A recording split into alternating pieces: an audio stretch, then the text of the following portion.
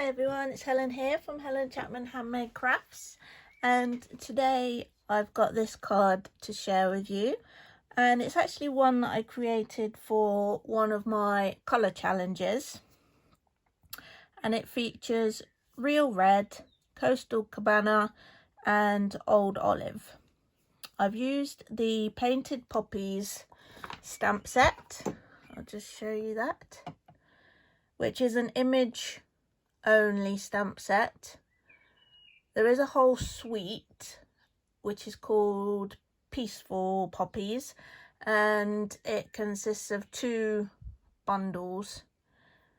This is Painted Poppies and that is bundled with the Painted Labels dies. We're only going to use the stamp set for today, but there's some lovely images in here and some different ways of applying colour either to the images that you stamp or creating some backgrounds. Seen a lot of people use these as if they were ink splatters in backgrounds, and that looks really lovely, and some nice foliage images as well.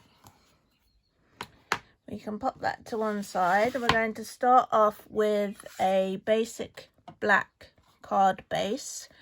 And this measures 14.9 centimeters by 21 centimeters, and I've scored it at 10.5 along the long edge.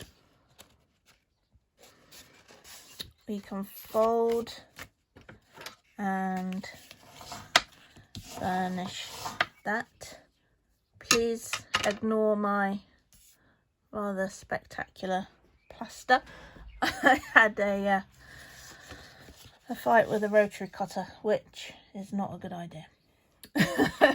Okay, now on the original card here, I've just used a piece of Whisper White cardstock measuring 14.4 centimeters by 10 centimeters. For this one, I'm just going to change it a little bit and just use some of the shimmery white cardstock because I thought that would also look nice. I don't know if you can catch the shimmer in that or not. And the way that I've created this effect here is I've used my Sponge Brayers, and I've actually created a mask using just a piece of scrap paper, and literally just tearing the paper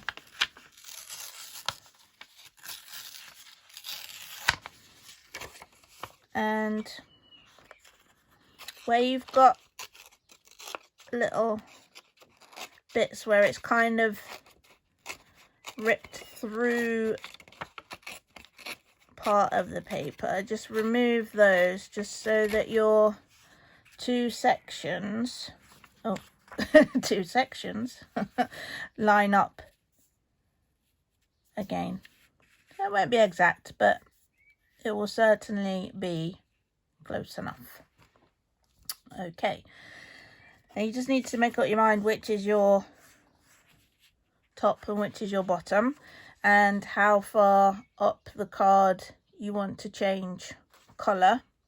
I'm going to keep it quite close to the bottom edge here, and I'm going to angle that a little bit more just so that we get that kind of hill effect, and we're going to have the group of poppies as if they're kind of over the brow of the hill, and the lone poppy kind of in the foreground. We're going to stamp those in Memento Tuxedo Black.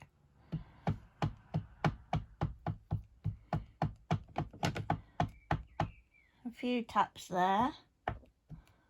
I've just realised it's not very easy to ink up with this plaster, so apologies if this doesn't come out quite as planned.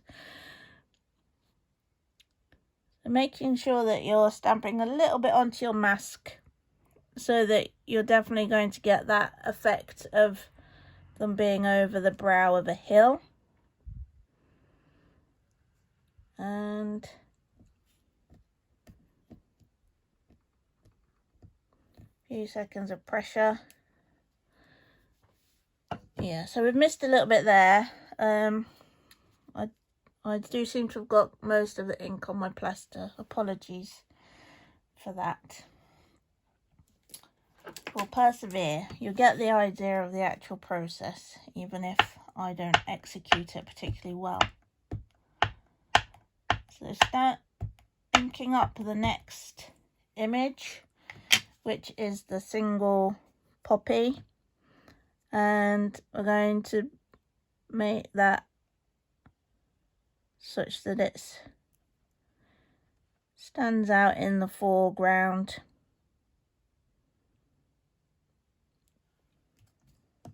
There we go, got on a bit better with that one.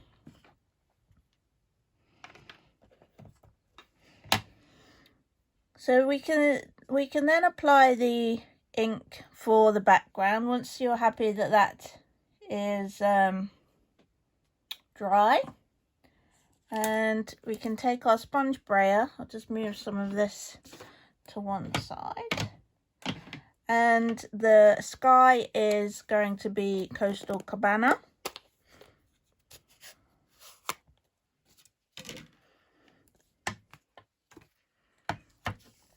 And then, as you've possibly seen me say before, rolling the sponge brayer up the pad rather than going backwards and forwards, where you'll just get the colour onto one section of the sponge.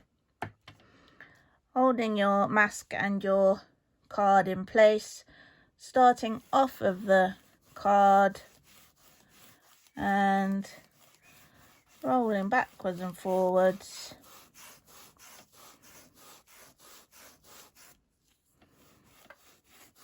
And just laying down some of that colour. And really just repeating this until you've got the intensity of colour that you want. And if you find that you're not adding more ink, go back onto your pad, pick up a little bit more. And it really is better to build up the colour in stages, because you can keep adding, but once it's on there you can't take it away. So okay, there's our sky. We can now swap over our masks and just trying to find the point at which they line up. And this time we'll take the old olive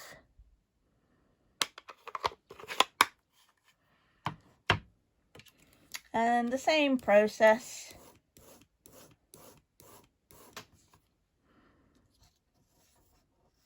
Starting off of the page and working up.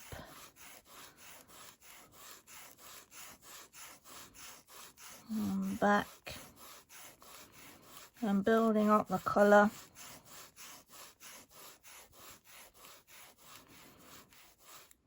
Again, picking up more ink if you need it.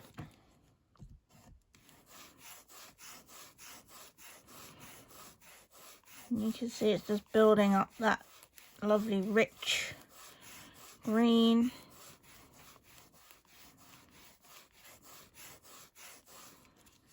Okay.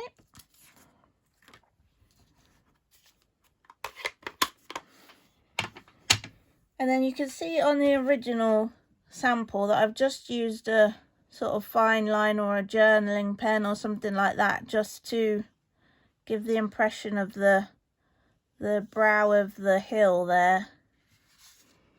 And let's see if I can find a a nice thin one.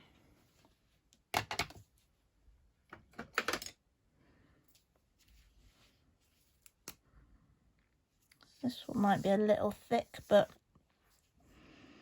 and all you're going to do is follow the outline of our makeshift hill, marking out the difference between the two colours, like that. And then, because I wanted some colour on my poppies, but I wanted it to be a bit abstract, I've used the kind of splattery stamps just to add that bit of colour, and that is Real Red. A few taps and just applying that over the poppies.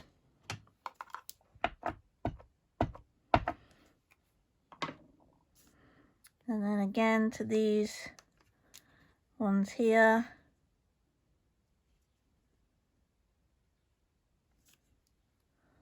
Like that. And then for the single poppy, I'm going to use the smaller splatter stamp. And I might just bring the mask back in just to get a little bit of colour on there rather than the whole stamp. And then I've actually mounted this, you saw before, onto a black card base, and a lot of people either don't think to use black card bases or don't like them or whatever, but I think in these situations it can really bring out the colours and bring out these basic black line drawing type images. You can see the difference between that and then when I pop it onto a black background, really does make it stand out that much more. We're ready to attach that then to our card base. A little bit of multi-purpose liquid glue, lining that up as best you can with a massive plaster on your finger,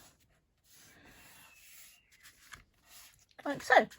And I decided not to put a sentiment on these cards. I really like the fact that they're more note cardy in feel.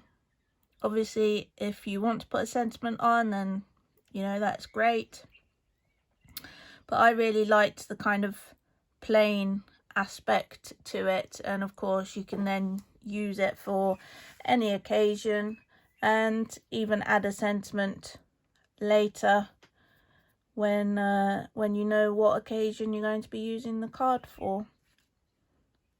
I hope you've enjoyed the video today.